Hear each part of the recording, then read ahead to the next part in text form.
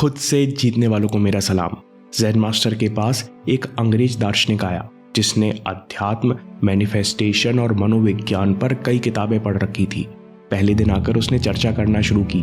What is संसारा? ये संसार क्या होता है? क्या ये असली है या हमें स्वप्न में दिख रहा है? वहां एक भिक्षु ने भी रटी रटाई परिभाषा बताई। जीवन के बाद मृत्यु है और मृत्यु के बाद जीवन है। ये चक्र तब तक चलता रहता है जब तक जीव खुद को नहीं जान लेता। प्रोफेसर कहता है कि सुख के बाद दुख है और दुख के बाद सुख।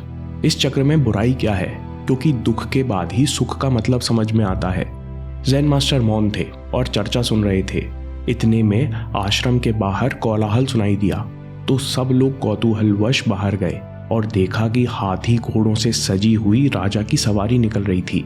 ज़ेन मास्टर, भिक्षु और अंग्रेज कमरे में रुके थे। ज़ेन मास्टर ने कहा, देखो ये है संसार की वास्तविक परिभाषा। यहाँ सब लोग परिवार, शहर और भीड़ भाड़ छोड़कर ध्यान साधना के लिए इकट्ठे हुए हैं। फिर बाहर एक सवारी निकली तो सब अपना उद्देश्य भूलकर बाहर देखने चले गए। इस डिस्ट्रैक्शन को, मूल उद्देश्य से भटकने को संसार कहते हैं। ये सुनकर वो अंग्रेज दार्शनिक कहता है कि माफ कीजिए, लेकिन इस छोटी सी बात से किसी का नुकसान कैसे हो सकता है? कहने का मतलब ये है कि ये संसार इतना बड़ा है और डिस्ट्रैक्शन एक पल का, ये दोनों एक कैसे हो सकते हैं? ज़ेन मास्टर कहते हैं, ठीक है, इसी आश्रम की एक कहानी सुनो। आज से 30 साल पहले इस आश्रम में एक हेड ज़ेन मास्टर हुआ करते थे। वो हमेशा मौन रहते। एक दिन ज़ेन मास्टर ने तुरंत आश्रम के सबसे कमजोर शिष्य यानी मुझको बुलाया और धीमी आवाज में मेरे कान में फुसफुसाकर कहा, मेरे जाने का वक्त आ गया है। अब तुम इस आश्रम की जिम्मेदारी संभालना और कभी भी खुद पर बिल्ली की परछाई मत पड़ने देना। ऐसा कहकर ज़ेन मास्टर ने आंखें बंद कर ली और थोड़ी देर बाद दुनिया छोड़कर चले गए। वक्त गुजरा पर मैं व्याकुल रहता, क्योंकि मास्टर की आखिरी सीख मुझे समझ नहीं आई। मैं बार बार सोचा करता कि मेरा मन खुद बार बार भटकता है। फिर मुझे ज़ेन मास्टर ने आश्रम की जिम्मेदारी क्यों दी? फिर एक दिन मुझसे अकेले में ज़ेन मास्टर का सबसे प्रिय और काबिल शिष्य आया तो मैंने ज़ेन मास्टर के आखिरी संदेश का कारण पूछा।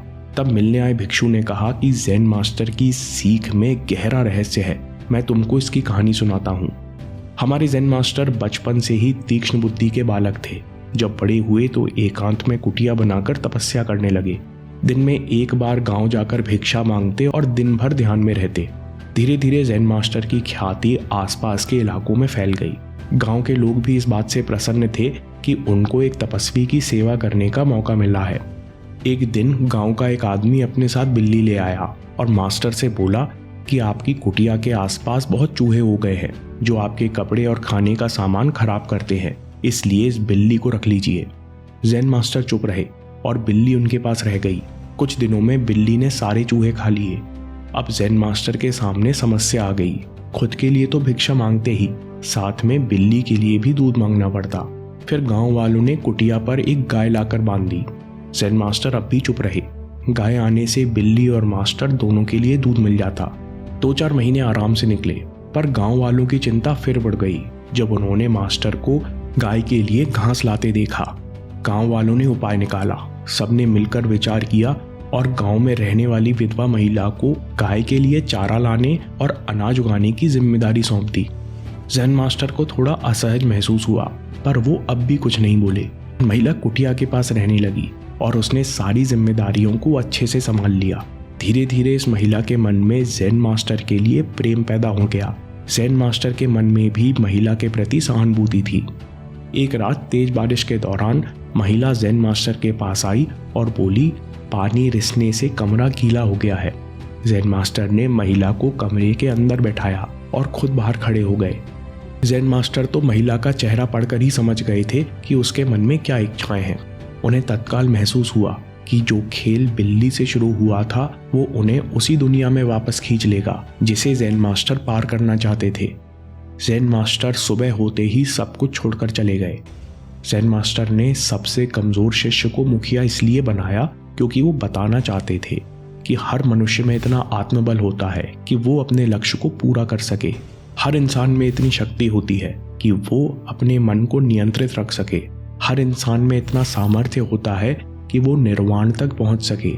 बस उसे बिना किसी परछाई पर ध्यान दिए सीधे चलते जाना है। गौतम बुद्ध कहते हैं, जीवन केवल इस पल में हो रहा है, इस पल के खोने से जीवन भी खो जाएगा। दोस्तों, अगर आप ध्यान से देखो तो इस पल के अलावा कुछ भी नहीं है। प्रेजेंट मोमेंट में आकर ही पता चलता है कि इस पल में पहले से ही वो शांति और आनंद मौजूद है जो हम बाहर इच्छाओं में ढूंढ रहे हैं।